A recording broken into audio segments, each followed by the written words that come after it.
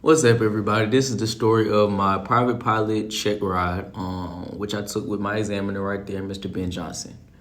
For those of you that don't know, the check ride is pretty much your driver's license test for your private pilot's license. With that license, I won't be able to fly for hire, so like Delta or Spirit or anything like that, but I can fly passengers, so one of you guys maybe. Anyway, the check ride is broken down into two parts, the oral and the flight portion. So we started with the oral, and unfortunately, it didn't start too hot. Now, just like a driver's license test, the check ride also has some required documents that you have to bring to show that it is you that they're testing. You can either bring a driver's license or a passport, and I decided to bring my driver's license and left my passport at my apartment.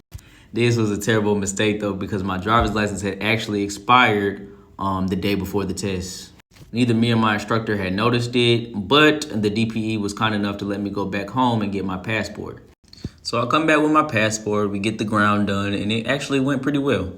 But since we started so late and some bad weather was coming in, we had to postpone the flight portion for like 3 days after, I think. So we fast forward to May 7th, which was my flight portion.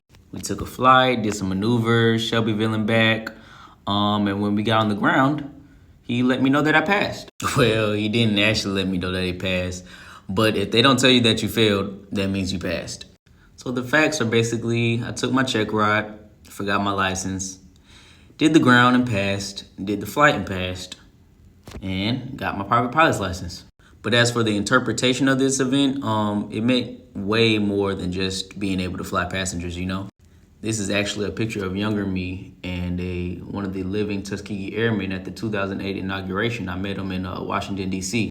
And ever since that moment, because it was actually the first time I got to fly on a plane, I just fell in love with aviation, you know, and meeting him just inspired me more. So the fact that I was able to achieve this just made everything come full circle. And it had been such a long time coming, you know. I started my training back in 2014 and went on and off because I didn't have the funds to do it or just the will.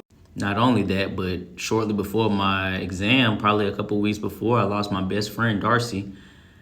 And I just wanted to do it for him, you know? He was a special person in my life, and to make this happen, I just know he was proud of me. Although I was very nervous, my examiner's interpretation of the event was probably that I seemed pretty cool, calm, and collected on the outside, and I actually did a fantastic job with my maneuvers in the air and my knowledge questions on the ground. As for some memorialization, this is my private pilot's license. So as you can see, I'm a private pilot. And I had scratched out some important information, but this is pretty much my story. Thanks everybody for watching.